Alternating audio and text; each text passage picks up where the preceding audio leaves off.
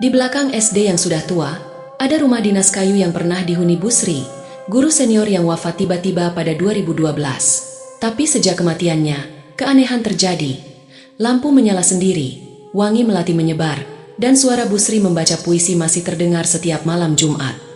3 tahun setelah kematiannya, seorang guru muda, Pak Rehan, mencoba membuka kembali rumah itu. Malam pertama ia tidur di sana, ia mengirim pesan aneh. Seperti ada yang ngintip dari dapur.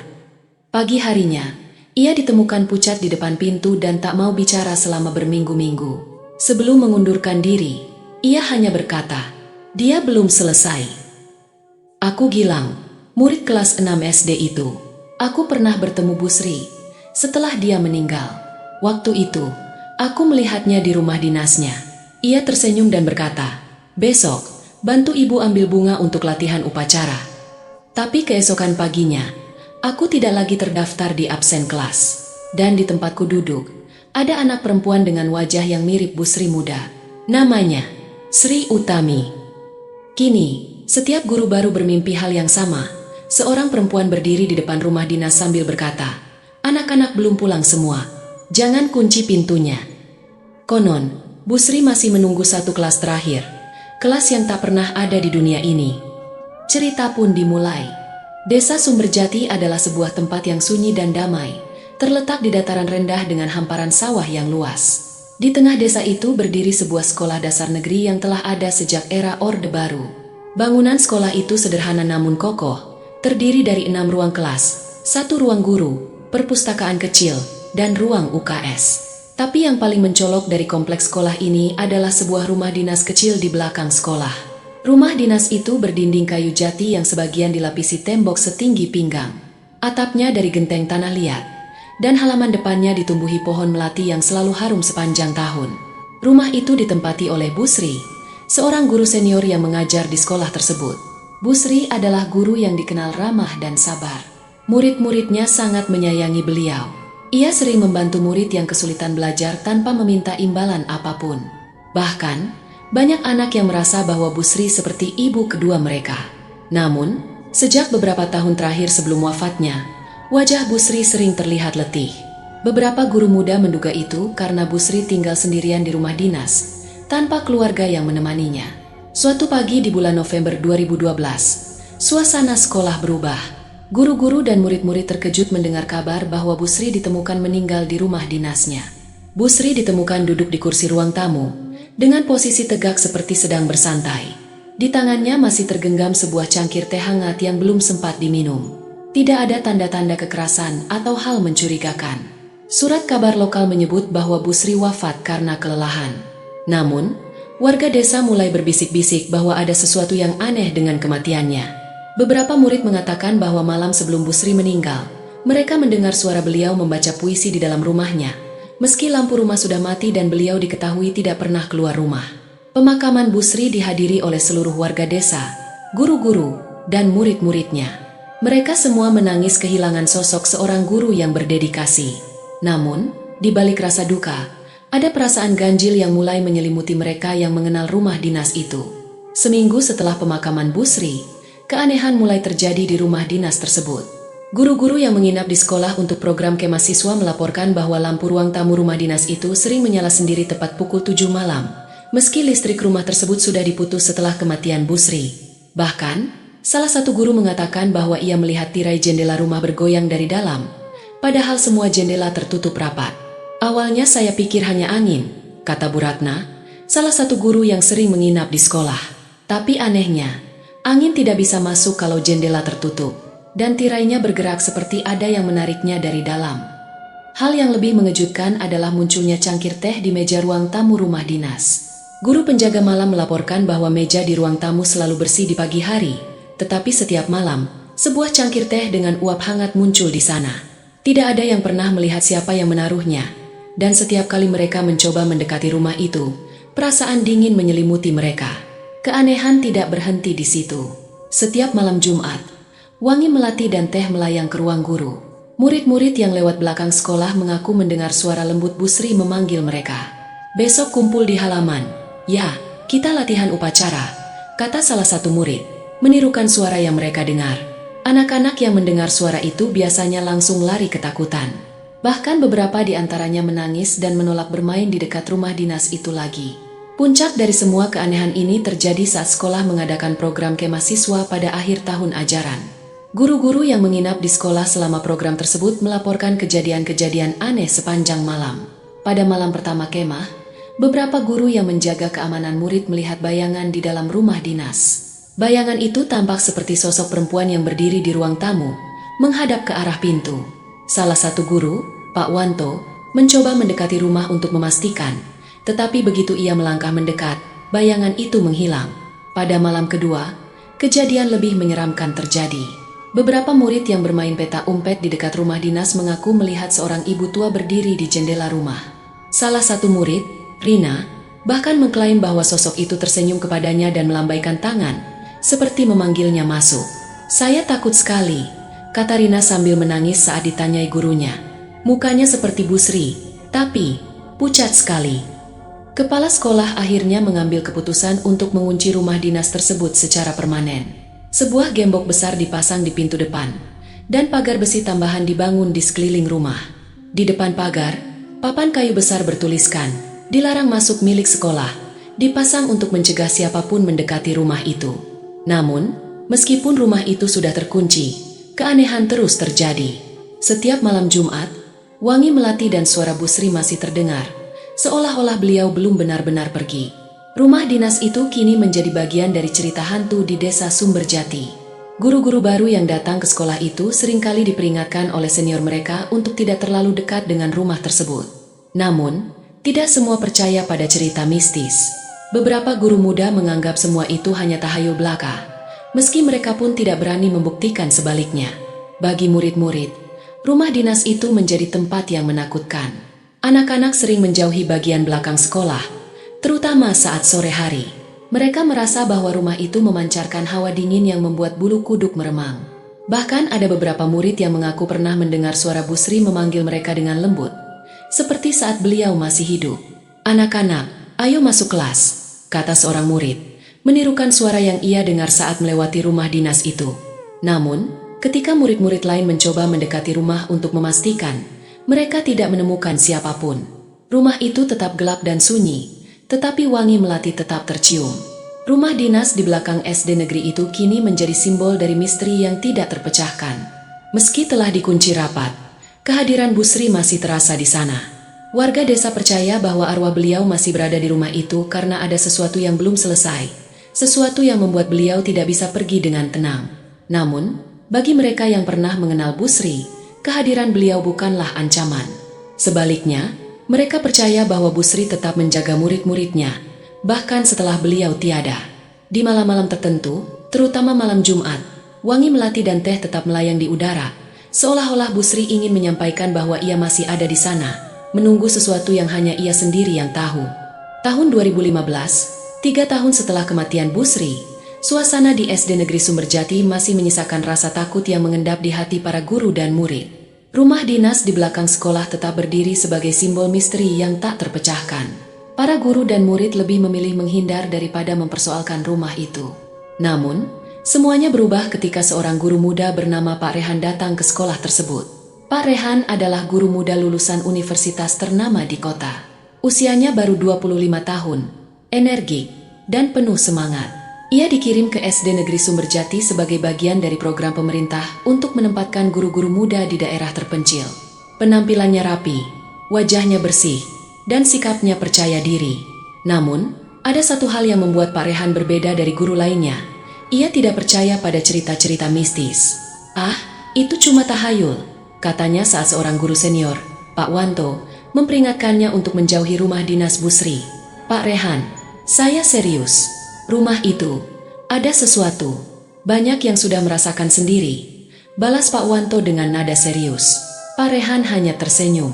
"Pak Wanto, kita ini pendidik.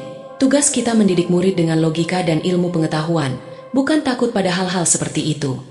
Pak Rehan memang berbeda. Ia adalah sosok yang rasional, tidak mudah percaya pada hal-hal yang tidak bisa dibuktikan secara ilmiah. Ketika tahu bahwa rumah dinas di belakang sekolah dibiarkan kosong begitu saja, ia merasa hal itu tidak masuk akal. Daripada rumah itu terbengkalai, lebih baik saya gunakan.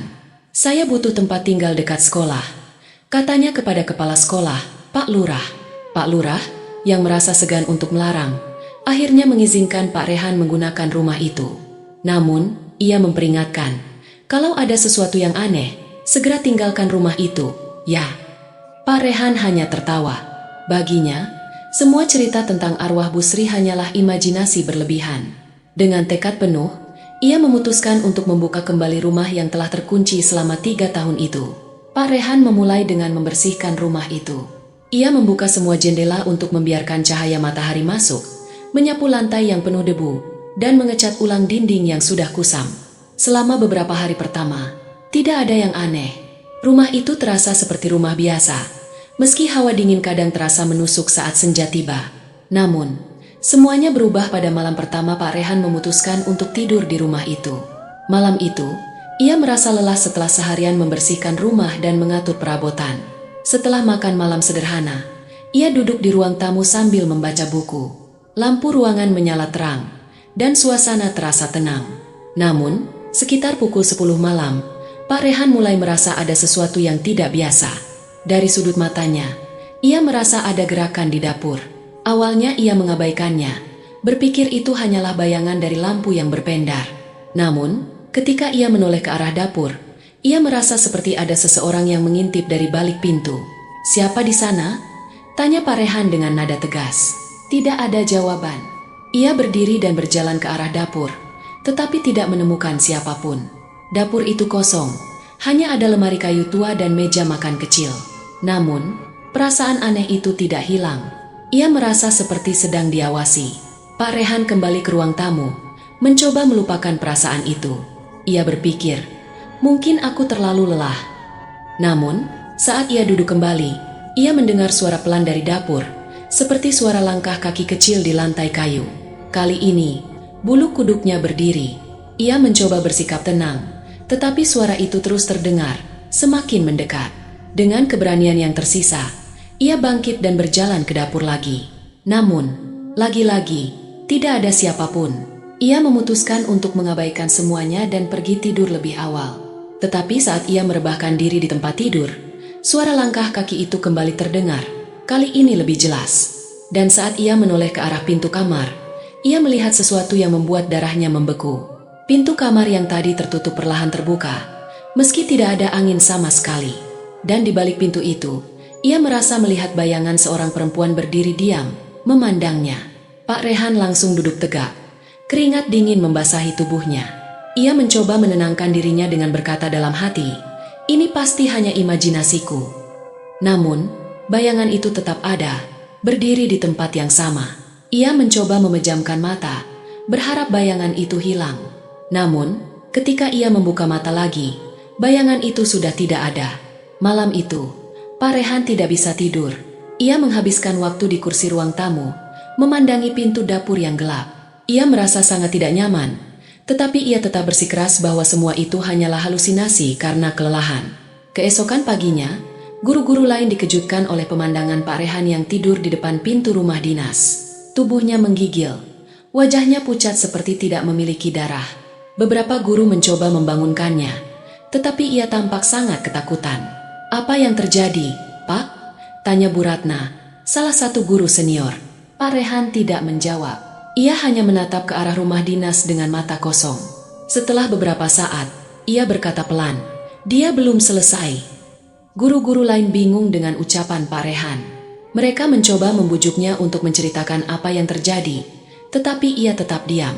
Pak Rehan tidak masuk kerja selama 2 minggu setelah kejadian itu. Ketika ia kembali, ia menyerahkan surat pengunduran diri kepada kepala sekolah. "Saya tidak bisa tinggal di sini lagi, Pak Lurah," katanya dengan suara pelan. Pak Lurah mencoba menahannya, tetapi Pak Rehan sudah mengambil keputusan. Sebelum pergi, ia berkata kepada kepala sekolah, "Bu Sri, dia belum selesai. Ada sesuatu yang dia tunggu." Kepergian Pak Rehan semakin memperkuat cerita-cerita mistis tentang rumah dinas Bu Sri. Guru-guru lain menjadi lebih takut untuk mendekati rumah itu, meskipun hanya untuk mengambil jalan pintas ke belakang sekolah. Beberapa guru mulai percaya bahwa arwah Bu Sri masih berada di rumah itu karena ada sesuatu yang belum terselesaikan. Namun, tidak ada yang tahu pasti apa yang membuat Bu Sri tetap bertahan. Dia sangat mencintai murid-muridnya, kata Bu Ratna suatu hari. Mungkin dia belum sempat berpamitan. Rumah dinas itu kembali terkunci dan dibiarkan kosong. Namun, cerita tentang malam pertama Pak Rehan di rumah itu terus diceritakan, menjadi peringatan bagi siapapun yang mencoba mendekati rumah tersebut.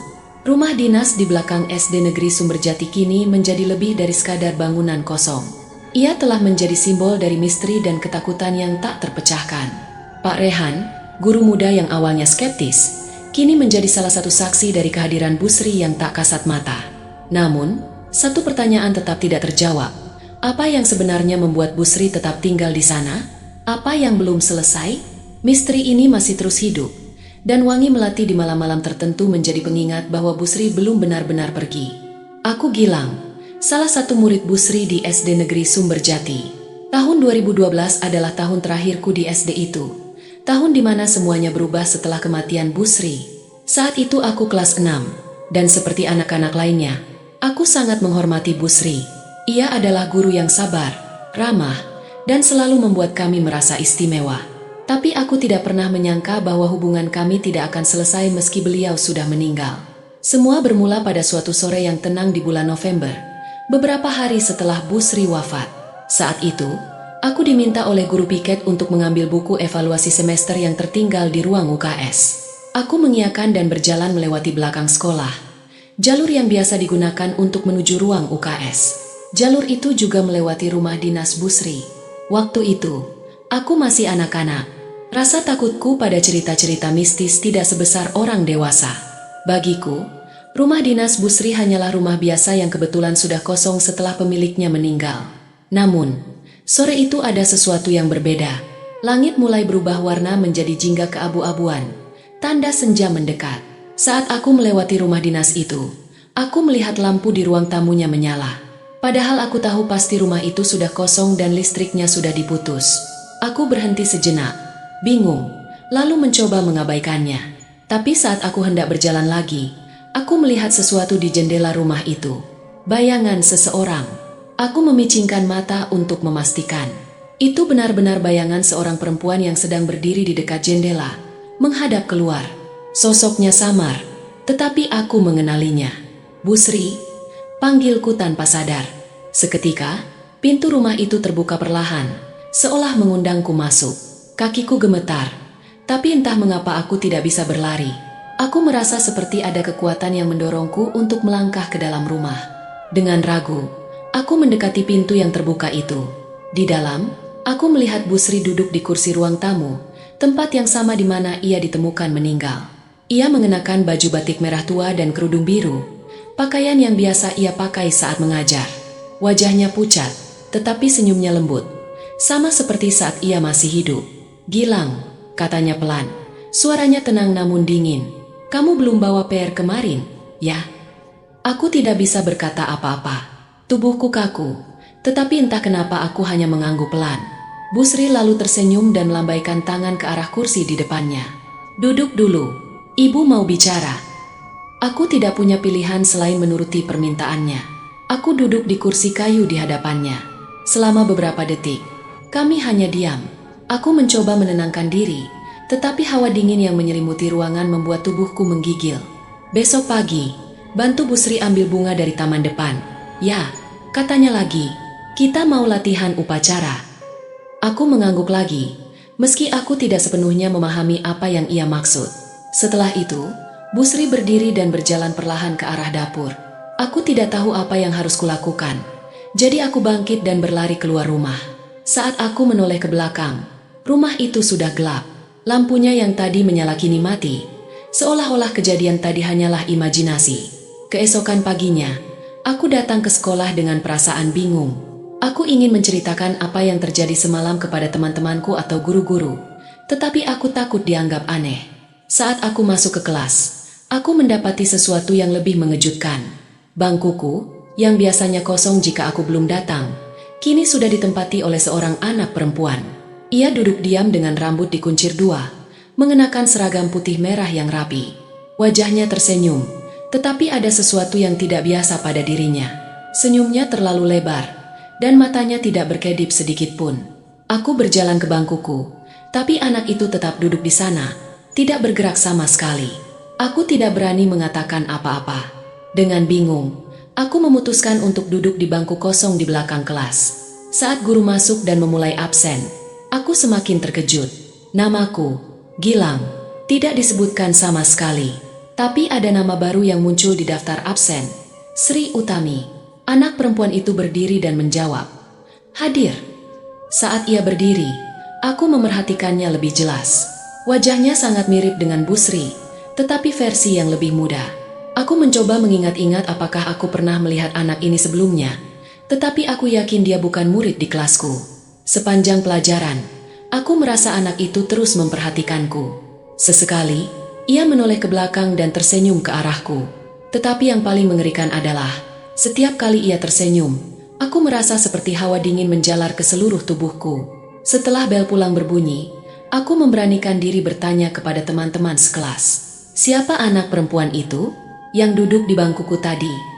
Tanyaku. Namun, mereka semua memandangku dengan bingung. "Anak perempuan siapa? Tidak ada siapa-siapa di bangkumu tadi," jawab salah satu teman. Aku terdiam. Apakah aku satu-satunya yang bisa melihat Sri Utami? Setelah lulus dari SD Negeri Sumberjati, aku pindah ke kota bersama orang tuaku. Kami tidak pernah kembali ke desa itu. Namun, meski aku sudah jauh dari tempat itu, ingatan tentang Bu Sri dan Sri Utami terus menghantuiku. Malam-malamku dipenuhi mimpi yang aneh dan menyeramkan. Dalam mimpiku, aku selalu berada di rumah dinas Bu Sri, duduk di kursi ruang tamu. Bu Sri selalu ada di sana, mengenakan baju batik merah dan kerudung birunya. "Ayo, Gilang, kita belajar lagi," katanya dengan senyuman lembut. Dalam mimpi itu, aku merasa aman, tetapi juga dingin. Ruangan itu selalu dipenuhi oleh hawa dingin yang menusuk tulang. Namun, yang paling membuatku takut adalah kata-kata yang selalu diucapkan Bu Sri di akhir setiap mimpi. "Kalau kamu sudah siap, bantu ibu ngajarin kelas baru, ya." Aku tidak pernah tahu apa maksud dari kata-katanya. Namun, setiap kali aku bangun, aku merasa seperti ada sesuatu yang hilang. Mimpi-mimpi itu terus berulang hingga aku remaja. Kadang, aku merasa seperti Bu Sri masih memanggilku, meminta bantuanku untuk menyelesaikan sesuatu yang belum selesai. Tapi aku tidak tahu apa itu. Aku tidak pernah kembali ke SD Negeri Sumberjati. Tapi aku tahu bahwa rumah dinas Bu Sri masih ada di sana, berdiri seperti monumen bisu yang menyimpan rahasia besar. Mungkin benar apa yang dikatakan orang-orang, bahwa Bu Sri belum selesai. Ia masih menunggu sesuatu atau seseorang untuk menyelesaikan tugas terakhirnya. Dan mungkin aku adalah bagian dari tugas itu. Namun, hingga hari ini, aku masih bertanya-tanya, apakah aku benar-benar bertemu dengan Bu Sri setelah wafatnya? Atau semuanya hanya imajinasiku? Yang pasti, satu hal yang tak bisa kulupakan adalah wajah Sri Utami. Wajah yang begitu mirip dengan Bu Sri, tetapi menyimpan sesuatu yang tidak bisa dijelaskan. Rumah dinas Bu Sri tetap berdiri di belakang SD Negeri Sumberjati, terkunci rapat dengan pagar besi dan papan larangan masuk yang besar. Namun, meskipun rumah itu tampak tak berpenghuni, kehadiran Bu Sri masih terasa. Warga desa dan guru-guru sekolah percaya bahwa Bu Sri belum sepenuhnya pergi, dan cerita-cerita aneh tentang rumah itu terus hidup, mengalir dari mulut ke mulut. Bu Sri adalah seorang guru yang begitu mencintai murid-muridnya. Selama lebih dari 3 dekade mengabdi, beliau dikenal sebagai sosok yang selalu mengutamakan pendidikan dan masa depan anak-anaknya. Namun, di balik senyuman lembutnya, ada satu rahasia yang mungkin tidak pernah diketahui oleh banyak orang. Beberapa guru senior, termasuk Bu Ratna dan Pak Wanto, pernah mendengar Bu Sri berbicara tentang impiannya untuk mengajarkan satu kelas terakhir. "Saya ingin mengajar satu kelas lagi, kelas yang sempurna," kata Bu Sri suatu hari saat sedang berbincang santai di ruang guru. Kelas di mana semua murid belajar dengan gembira, tanpa takut atau ragu. "Saya ingin memastikan mereka semua lulus dengan baik, dan saya ingin memberikan semua yang saya miliki untuk kelas itu." Namun, impian itu tidak pernah tercapai. Kematian mendadak Bu Sri membuatnya pergi tanpa sempat mengucapkan selamat tinggal kepada murid-muridnya. Dan kini, 3 tahun setelah kematiannya, banyak yang percaya bahwa Bu Sri masih berada di rumah dinas itu karena impian tersebut belum terwujud. Sejak kepergian Pak Rehan, kepala sekolah dan guru-guru senior memutuskan untuk tidak lagi menggunakan rumah dinas Bu Sri.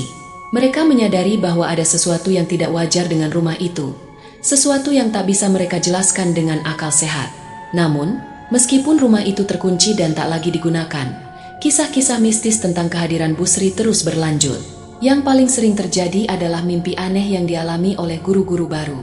Setiap kali seorang guru baru mulai mengajar di SD Negeri Sumberjati, mereka selalu bermimpi hal yang sama di malam-malam pertama mereka. Dalam mimpi itu, mereka melihat Busri berdiri di depan rumah dinasnya. Beliau mengenakan baju batik merah tua dan kerudung birunya, tampak seperti sosok yang damai, tetapi ada sesuatu dalam tatapannya yang membuat mereka merasa gelisah. "Jangan kunci pintunya," kata Busri dalam mimpi mereka. "Anak-anak belum pulang semua." Kata-kata itu terdengar sederhana, tetapi menyisakan perasaan yang mencekam bagi siapapun yang mengalaminya. Beberapa guru mencoba mengabaikan mimpi itu, tetapi perasaan aneh yang muncul setelahnya sulit dihilangkan. "Waktu saya bermimpi, rasanya seperti nyata," kata salah satu guru baru kepada Bu Ratna. Seolah-olah Busri benar-benar ada di sana, berdiri di depan rumah dinas itu, menunggu sesuatu. Bu Ratna hanya mengangguk pelan. Ia tidak tahu apa yang sebenarnya terjadi, tetapi ia yakin bahwa Busri belum pergi. Selain mimpi-mimpi aneh, keanehan lainnya juga terus terjadi di sekitar rumah dinas. Setiap malam Jumat, wangi melati dan teh masih tercium di ruang guru. Guru-guru yang lembur sering merasa seperti ada yang memperhatikan mereka, meskipun ruangan itu kosong. Beberapa di antara mereka bahkan mendengar suara langkah kaki kecil yang berjalan pelan di lorong sekolah. "Seperti ada anak-anak yang berlari-lari," kata Bu Ratna suatu malam. "Tapi saat saya keluar untuk melihat, lorong itu kosong." Hal yang lebih menyeramkan terjadi pada suatu pagi ketika penjaga sekolah, Pak Karim, menemukan papan nama di ruang kelas 6 berubah sendiri. Di papan itu tertulis, "Kelas 6 Busri." Padahal, nama guru kelas 6 saat itu adalah Pak Wanto, dan tidak ada yang pernah menulis nama Busri di papan itu sejak kematiannya. Pak Karim juga mengaku pernah melihat daftar absen kelas 6 berubah. Nama Sri Utami muncul di daftar itu dengan tanda hadir di sampingnya. Namun, ketika daftar absen diperiksa kembali oleh kepala sekolah, nama itu menghilang. "Ini benar-benar aneh," kata Pak Karim kepada kepala sekolah. Seolah-olah Busri masih mengajar, masih memeriksa daftar absen. Banyak yang percaya bahwa Busri sedang menunggu sesuatu. Beberapa guru berpikir bahwa beliau sedang menunggu kelas terakhir yang pernah ia impikan. Kelas itu mungkin bukan kelas yang nyata, tetapi kelas yang hanya ada di dunia lain, dunia di mana murid-muridnya masih bersama beliau. Gilang, salah satu murid Busri yang kini telah tumbuh dewasa, juga percaya bahwa ia adalah bagian dari kelas terakhir itu. Dalam mimpinya, ia selalu melihat Busri mengajaknya duduk di ruang tamu rumah dinas. "Kalau kamu sudah siap, bantu ibu ngajarin kelas baru." "Ya," kata Busri dalam mimpinya. Kata-kata itu selalu membuat Gilang terbangun dengan perasaan bingung. Apa maksud dari kelas baru? Siapa murid-murid yang dimaksud oleh Busri? Rumah dinas Busri tetap terkunci, dengan pagar besi tambahan yang melindunginya dari siapapun yang ingin masuk. Namun, bagi mereka yang tahu, rumah itu bukan lagi milik sekolah. Rumah itu telah menjadi tempat di mana Busri tinggal, menunggu sesuatu yang tak pernah terwujud. Guru-guru yang lama mengajar di SD Negeri Sumberjati merasa bahwa kehadiran Busri bukanlah ancaman. Sebaliknya, mereka percaya bahwa beliau adalah pelindung sekolah, sosok yang tetap menjaga murid-muridnya, bahkan setelah kematian. Namun, di malam-malam tertentu, terutama malam Jumat, suara Busri masih terdengar. Kadang, terdengar lembut memanggil murid-muridnya untuk berkumpul. "Anak-anak, ayo masuk kelas," kata suara itu, pelan tapi jelas. Bagi sebagian orang, rumah dinas itu adalah tempat yang harus dihindari. Tapi bagi mereka yang pernah mengenal Busri, rumah itu adalah simbol dari cinta dan dedikasi seorang guru yang tidak pernah berhenti mengajar, bahkan setelah ia tiada. Dan di suatu tempat, di dunia yang tak terlihat, mungkin Busri masih duduk di ruang tamu rumah dinasnya, memeriksa daftar hadir, menunggu murid-murid terakhirnya untuk pulang.